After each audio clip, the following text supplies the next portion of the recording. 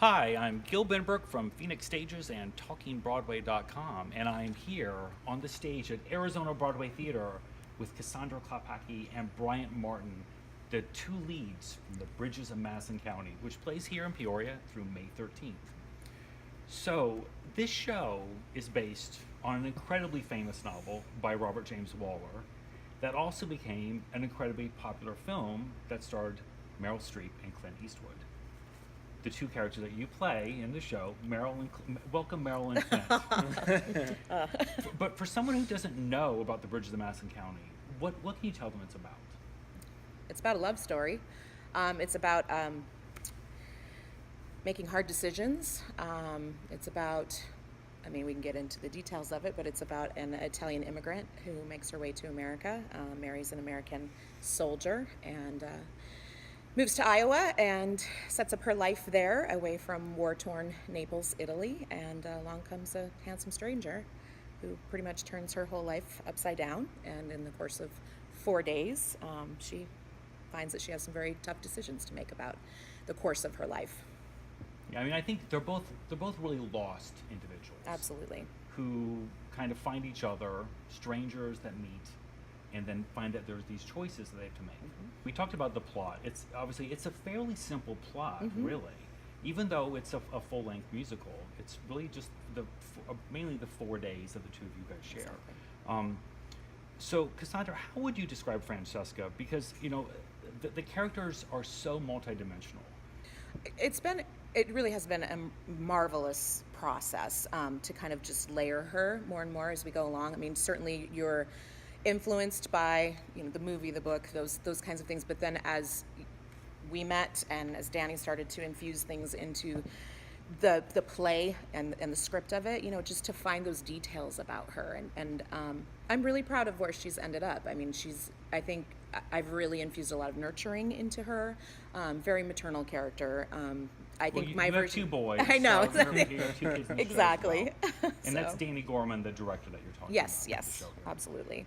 So how difficult is it to play an emotional character and take that journey in every performance? Well, I would argue that, we're all pretty emotional people to varying degrees. And I think that Robert's journey, I think, is more of an internal journey. I think a lot of it's not as maybe as out there as Francesca is. I watched a YouTube video with Jason Robert Brown where he talked about in the book, he's more of like a Khalil Gibran type of character. He's very ethereal. It's almost like he's always been kind of a man apart. And I feel that the Robert in the musical is significantly different than he is in the book or even in the movie. And I think he has to be to a certain degree because it's theater. A play version of this show would have been very different as well. Sure. Yes. Yeah. With Jason Robert Brown's music, it really heightens the emotion that your characters are feeling. Well, and I think I almost think of his music in this as like a Shakespearean aside, mm-hmm. Because like Temporarily Lost is very much out and to the ether, yeah.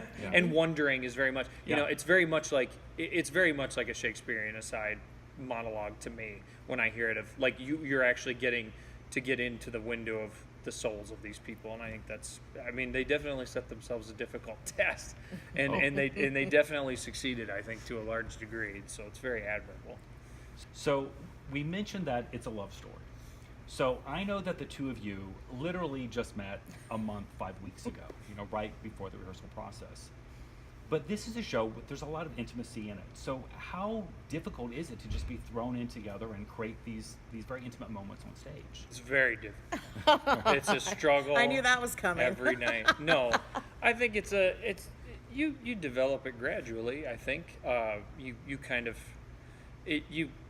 not to say that it becomes mechanical, but I think to a certain extent it does, because there are marks that you have to hit, and it might look very romantic to the audience, but it's like, well, if we're not in this spot on this particular lyric, like there won't be a light there. Exactly. So there's a certain amount of that goes on, but then there's also like feeling each other out in quite a literal sense of like, okay, well, how does her body respond when I do this or when I do this, and what type of reaction, kind of like real life.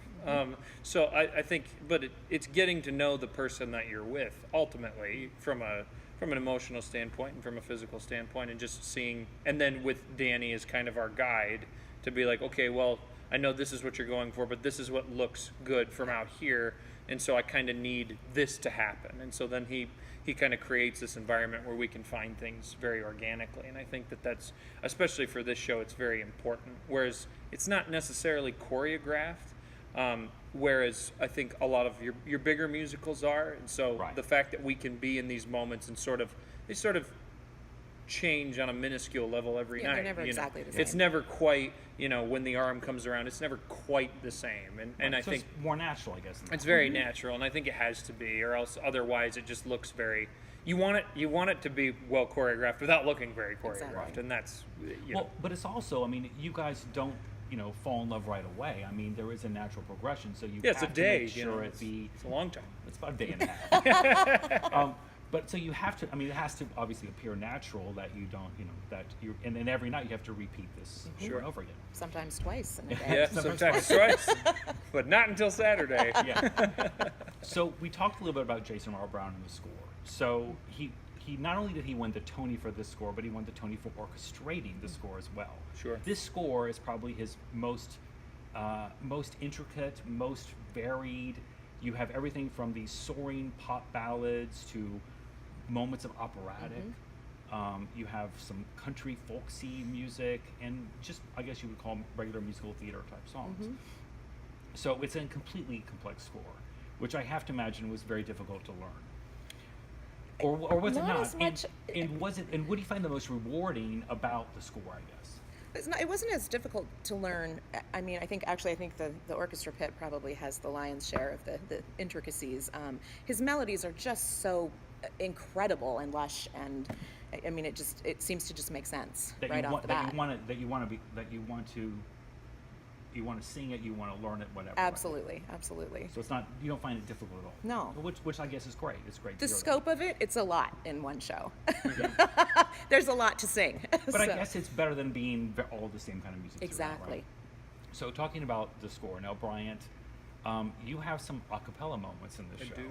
and it's not just one little line. There's like 2 whole verses, I think, a cappella. Yeah. So how? I mean, I have to imagine that there is the safety of having an orchestra there to support you. So how difficult do you find it difficult or rewarding to sort of come out and sing? I mean, is it like singing in the shower when there is no orchestra there, or what's it like? It's funny. I've gotten that question before, and I guess I never realized how difficult starting something a cappella truly is, because that was just something that I think was sort of inherent from a young age, at least with me. I don't have any formal training musically. I have a good friend in New York who spent a good deal of time with me to attune my ear, I think, more to musical theater. But just listening on the radio to different things, and when you have a lot of time where I grew up, you just kind of sing to yourself, and when there's no radio and there's no piano around, you sort of figure out where you are in the right key, at least for me. So that part of it never really intimidated me. I think it was more of trying to find the emotional journey of it, and not. I think if you focus on the acting part of it, it makes it easier to find those notes because you have that emotional connection to it, and then that's what drives it into that really driving melody that is 1 second in a million miles. And so I think you're given a good deal of freedom there emotionally to figure out this character's journey in those 2 verses. And so, Well, and I think the moments in the show where those a cappella moments happen. I mean, it's kind of like a change in the emotional journey. Or I know I keep saying journey, but it's almost like instead of having like spoken dialogue, it's sung dialogue.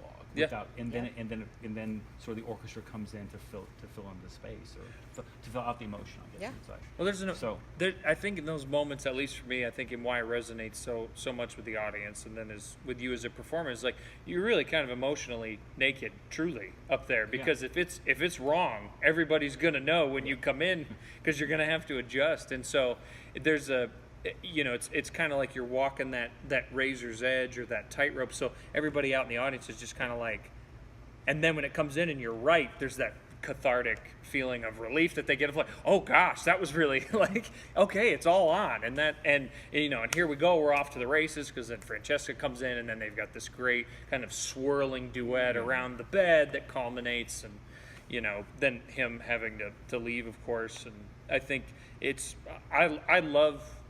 I love getting to attempt stuff like that on stage because it's really rewarding if you pull it off. Yeah. Because everybody knows, because you can't hide behind anything. You can't like if it swells in the song, you can kind of like, if you're not sure about the note, you can sort of back off a little bit on the mic, because the orchestration will just carry you through. Well, there it's like, he doesn't even start you with a note. It's not like the piano comes in and goes bump, there's your note. It's like, no, here, pick it out and go for it. And I think that speaks a lot to Jason Robert Brown's talent of really trusting his performers and the people that are going to do the score. And of course, the team that he worked with in New York is phenomenal. And Bartlett Sher, and then of course Kelly O'Hara and Stephen Pasquale. And and listening to him do it, I mean, he's so laser focused that I think the show really benefits from it. So. When I think it's refreshing. It's something completely different that Yes. our audience isn't expecting, and I think it really catches you off guard and makes you realize kind of how inventive the score really is. It really is. Yeah. So let's go back. We talked about Danny Gorman, who's directing the show here, and similar to the Broadway production, Danny also uses a theatrical element that they used in the Broadway production of having the ensemble members not constantly around the stage, but they're kind of threaded throughout as silent observers, onlookers. What do you take from that? Danny talked about it early on too. He described them as that this is Iowa. Iowa is watching this unfold, essentially. So that was kind of his take on it. Okay. To be perfectly honest, not aware of them at all. Not at all. We just go out and tell our story, and they just are they add to part of that story as the onlookers. But I'm speaking for myself, but I do not notice them really at all. When you see the photos or when someone talks about it, you have that "What? moment There's where you're somebody like, you're there? So, and that's a little But I guess that unsettling. makes sense. I mean, you're in the moment. You're in your character. You're telling the story, and I mean, I should say that there is, you do have your next door neighbor, the woman who Yes, lives down the Marge. street, who really is the looking out her window and seeing sort of what's going on. So there is that element, but then you have all these other people around as well. I mean, I think it's an interesting choice. I thought it was interesting when I saw the tour come through. Because it's not used throughout the whole show, so it's a question like, what exactly is the point of this? But I think what Danny told you makes complete sense. Yeah. So Bryant, we talked about how you guys just met each other literally 4 or 5 weeks ago. So this is your ABT debut. It is. Welcome to the Valley. Thank God you're not here during June or July. That's what I keep being told. Yeah. So how does working here at ABT in Peoria compare to the other places you've worked around the country? It's still a theater. It's still good work. It's still good people. I've been very fortunate, at least in my young career, that I've been able to work at some pretty high quality places, and working with very high quality people. And ABT is no different in that regard. I think it's very bold of them to pick a show like this to do here. I don't think that's.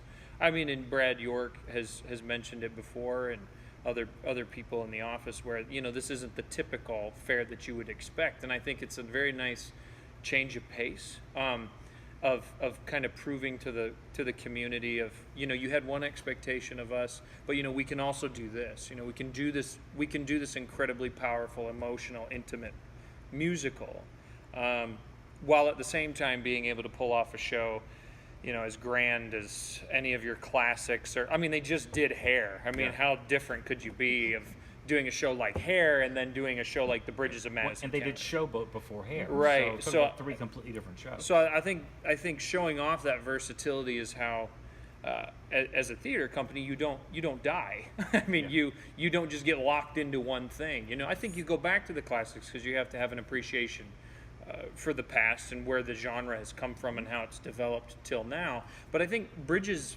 in a lot of ways for me, is really a throwback in a lot of ways to those old Rodgers and Hammerstein musicals like Oklahoma, like South Pacific, where it's very character and story driven. It's not that they don't have those grand production numbers, but the focus and the drive of it is very much the emotional journey of these characters and how one song flows into the next moment. I think Jason Robert Brown does an exceptional job of that with this. You know, there's nothing really that kind of comes out of the air song wise. It all, like, if you took the music away, it's a monologue that is necessary to push the action forward. And so I think It's all plot and character driven. absolutely, it's not like, well, now we need a big dance break because we don't want people to get bored. And I think the really nice thing about Bridges is that people they really get to settle in and get invested, and they don't get. I think now, especially what's on Broadway currently, with Aladdin, and not that those shows are bad by any means, they're not. But I think that you get a different change of pace with a show like this. You're actually kind of forced to reevaluate and think. And I noticed just from what people have told me about audience members, where they've, you have these married couples who've been married for a substantial amount of time who come, and the reaction, I think, has been pretty positive, where they kind of get reaffirmed in their love for each other, and you don't know their backstory, and you don't know what the trials that they've had to go through. And I think that with Robert and Francesca and Bud, who I think is kind of the pivotal character in this whole thing. And that's Francesca's husband. Who's Francesca's husband. I think you have people get to kind of look, and Marge and Charlie of this other example of what it can look like and what it can be. And I think it's really interesting to watch. It's very mature. It's very grown up, and I think that musical theater as a genre really needs that change of pace from some of the other fare that's currently being offered. We talked about how this is a show about choices. So without revealing any spoilers or any answers to what happens, but Francesca makes a big choice. Do you think that she made the right choice? You would ask me that. Depends on the day. You know what? I don't have an answer. I don't know. And it really does depend on the day where I am with that. Okay. From a personal standpoint, I think it's kind of a fascinating moral question, isn't it? Going back to just what the audience reaction here, what do you hope audiences will take, Cass, from seeing the show? Well, I mean, Bryant brought up most of the resounding points, that it is something different. It is not the usual ABT fare. It's not necessarily, how do I say this correctly, not necessarily just an entertainment. It will ask people to think. It moves you. It's provoking that way. And I hope that people come and listen to the story and recognize that there's a lot more to theater than just, I guess the old warhorse classics, yes. And that there are a lot more gems, incredible pieces like this out there. And that we hope to continue to infuse our seasons with one or another, and now with the new room as well, we can do a lot more small scale grand stories in there as well. So no, I think it's all. I mean, it sort of adds to the whole ABT experience, exactly. Right? You're not just coming here to see the war horses. Yep. You're not just the Rogers and Hammersteins, but new and interesting things that people probably wouldn't get a chance. That's if right. They didn't go to New York, especially with this show, since it only ran for a few months. Right, which is unfortunate. And Bryant said the same thing, that it should have run longer. It should have garnered more acclaim. Hands down. It didn't, for numerous reasons that we can go into or not, but and that I can only presume to guess in some cases. But I just think that there's, like I said, a number of these out there, and that if we have the opportunity to get the rights, that there's no reason why wouldn't we do it? Right. So if somebody missed a show in New York, you can see it here in Peoria at Arizona Broadway Theater through May 13th. Thanks, guys. Thank you. Thank you.